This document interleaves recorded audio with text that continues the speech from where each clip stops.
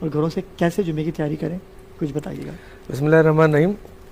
سب سے پہلے تو برابر سمجھانا چاہوں گا کہ ایک مثال دے کر کہ آپ نے دیکھا ہوگا کہ اگر ہمیں دریا سے پانی لینا ہے تو دریا تک جانا ہوتا ہے، ٹھیک ہے جی، اور اگر آپ تک بارش آ جائے تو بارش آپ تک پہنچتی ہے۔ کیا بات ہے، بہت اچھی دلیل۔ جو میں سمجھانا چاہ رہا ہوں وہ یہ ہے کہ بہت سے لوگ ان دنوں حج عمرے کے لیے عمرے پہ جاتے ہیں، تو لگ رہا تو ان کی بھی بات ہو جائے تھوڑی سی ساتھ ساتھ۔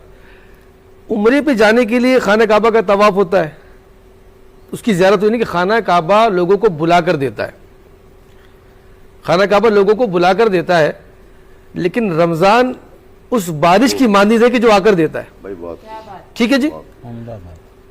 اگر 11 مہینے 12 مہینے کو کمپیئر کریں آپ ساتھ میں تو کسی مہینے کے 10 دن بڑے اہم ہوتے ہیں، ذی الحجہ کے 10 دن بڑے اہم ہیں۔ محرم کی بات کہ 9-10 محرم بہت اہم دن ہے، رجب کی بات کہ 27 رجب بہت اہم دن ہے۔ ویسے ایام اہم دن ہوتے ہیں، شعبان ہے، شب برات، کسی مہینے کے اسپیسیفک دن ہوتے ہیں، لیکن رمضان وہ خاص مہینہ ہے کہ جس کی ہر گھڑی اہم ہے، ٹھیک ہے جی۔ کیا بات ہے علامہ صاحب، ہر گھڑی اہم ہے، کیا بات ہے۔ مطلب اگر آپ سو رہے ہیں اس نیت سے کہ مجھے سحری میں اٹھنا ہے تو یہ بھی عبادت میں شمار ہو رہا ہے، سحری میں اٹھتے ہیں یہ بھی عبادت ہے، سحری کھاتے ہیں یہ بھی عبادت ہے۔ بہت سے لوگ کہتے ہیں کہ میں نے بغیر سحری کا روزہ رکھا، میں نے کہا قابل فخر نہیں، قابل مذمت بات ہے۔ حضور نے فرمایا سحری کرو، اس یہ برکت والا کھانا ہے، تو سحری کرنا یہ بھی سنت مبارکہ ہے۔ سحری کر کے فجر کی نماز کی تیاری، اس کے بعد آپ آئیں تو روزہ رکھا، یہ بھی عبادت ہے۔ پھر روزے کے درمیان نماز پڑھتے پڑھتے آپ پھر افطار کا انتظار کر رہے ہیں، یہ بھی عبادت ہے۔ افطار کریں یہ بھی عبادت ہے، کیونکہ ظاہر اس کی حمد و ثنا بیان کرتے ہیں اسے بیٹھ کر۔ اس کے ساتھ ساتھ پھر تراویح کا اہتمام ہے، یہ بھی عبادت ہے۔ تراویح کے اہتمام کے بعد پھر سو جائیں، یہ بھی عبادت ہے۔ تو سب سے پہلے سمجھاؤں گا کہ رمضان کی جو کیوری ہے نا، یہ ہر گھڑی رحمت والی ہے، مطلب ایک ایک لمحہ قیمتی ہے، اور جب ان قیمتی لمحات میں جمعہ آ جائے تو کتنا قیمتی ہو جاتا ہے۔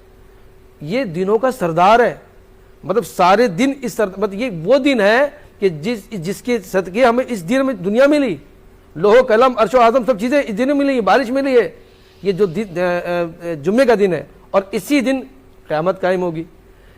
یہ جو دن ہے نا، اس کو سیلیبریٹ کرنے کا دن ہوتا ہے۔ حضور نے فرمایا کہ ان دنوں اس جو جمعے کا دن ہے، سنت مبارکہ یہ ہے کہ سرما لگائے۔ آج سرما لگاتے بہت سے لوگ کم ہے نا، اب میں دیکھتا ہوں آنکھیں آج کل سرمے سے خالی ہوتی ہے، تو یہ سنت مبارکہ ہے۔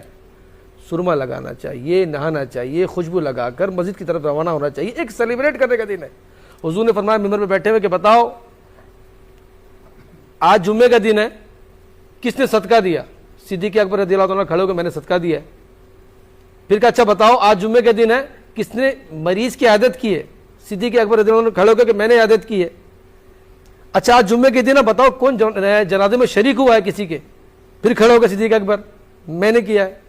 اچھا آج جمعے کے دن ہے، بتاؤ کس نے روزہ رکھا ہے؟ صدیق اکبر کھڑے ہو گئے، میں نے روزہ رکھا۔ حضور نے فرمایا کہ جس نے یہ 4-5 کام جس میں یکجا ہو جائے، اللہ پاک اسے قطعی جنتی بنا دیتا ہے۔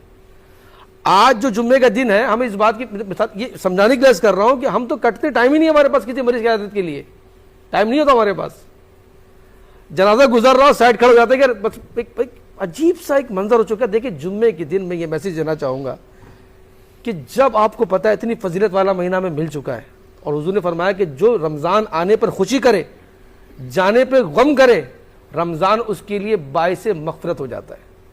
تو چونکہ آج پہلا جمعہ ہے، ہمیں بڑی خوشی ہو رہی ہے کہ اللہ پاک نے ہمیں یہ جمعہ عطا فرما دیا ہے۔ اللہ پاک سب کو میں دعا کرتا ہوں کہ رمضان مکہ مدینہ عطا فرما دے۔ کیا بات ہے، تو یہ جمعہ آنے کی ہم خوشی کر رہے ہیں، ٹھیک ہے جی، اس نیت سے کہ رمضان خوش ہوگا، رمضان خوش ہوگا تو رحمان خوش ہوگا انشاءاللہ۔ اور جب آخری جمعہ جو آئے گا، الوداع کا جمعہ آئے گا، ہم غم کریں گے کہ رمضان جا رہا ہے، تو رمضان کے آنے کی خوشی اور جانے کا غم کرنے والا حضور فرماتے ہیں کہ رمضان اس کے لیے باعث مغفرت ہو جاتا ہے۔ تو یہ میسیج ہے آپ لوگوں کے لیے۔ سرور آپ کی